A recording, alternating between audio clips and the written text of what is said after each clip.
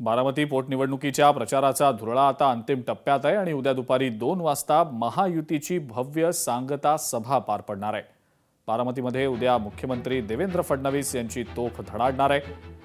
त्याआधी पार्थ पवार यांच्याकडून शारदा प्रांगणामध्ये सभेच्या तयारीची पाहणी देखील करण्यात आलेली आहे। मुख्यमंत्र्यांच्या उपस्थितीत होणाऱ्या या सभेद्वारे महायुती जोरदार शक्ती प्रदर्शन करणार असून या सांगता सभेकडे संपूर्ण राज्याचं लक्ष लागलेलं आहे।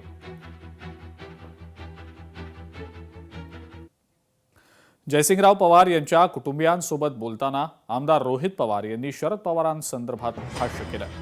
अजितदादांच्या निधनानंतर शरद पवार मानसिकदृष्ट्या खचलेले होते असं रोहित पवार म्हणाले। शरद पवारांसाठी अजितदादा हे मुलासारखेच होते, त्यामुळे त्यांच्या निधनानंतर शरद पवारांची प्रकृती बिघडल्याचं रोहित पवार म्हणाले। साहेबांचं म्हणते नाही का, म्हणजे आता आम्ही पण भेटतो, थोडी काळजी घेतो, आम्ही मास्क घालून जातो।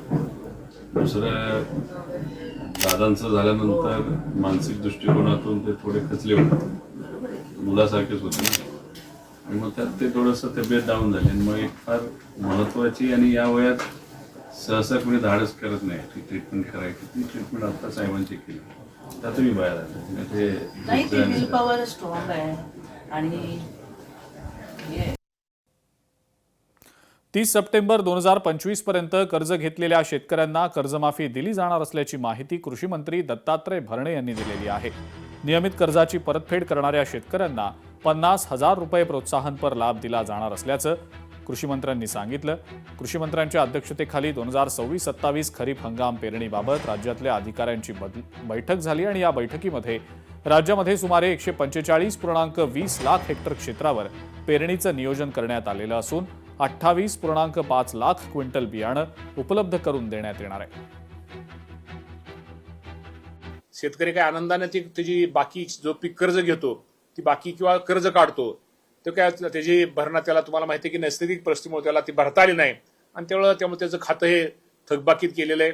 तशाच थकबाकीत गेलेल्या शेतकऱ्यांना सुद्धा 2 लाख रुपयेपर्यंत मदत करण्याचा निर्णय राज्याच्या मुख्यमंत्र्यांनी घेतलेला आहे।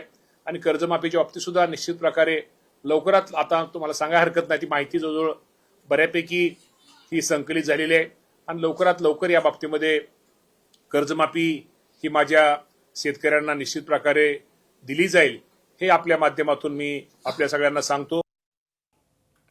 सांगलीचे पोलीस अधीक्षक संदीप घुगे यांची आता मुंबईला बदली करण्यात आलेली असून घुगे यांच्या जागी साताऱ्याचे पोलीस अधीक्षक तुषार दोशी यांची सांगलीमध्ये नियुक्ती करण्यात आलेली आहे।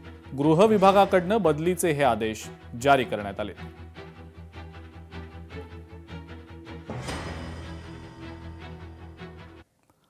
तर एम रमेश गडचिरोलीचे नवे पोलीस अधीक्षक असतील। नक्षली चळवळ आक्रमकपणे मोडीत काढण्यात आघाडीवर असणारे गडचिरोलीचे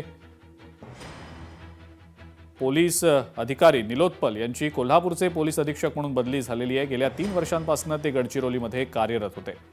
त्यांच्या जागी गडचिरोलीमध्येच नक्षल अभियानाची जबाबदारी सांभाळणारे अप्पर पोलीस अधीक्षक एम रमेश यांना बढती देण्यात आलेली आहे। एम रमेश यांना नक्षलविरोधी कारवायांचा दांडगा अनुभव आहे।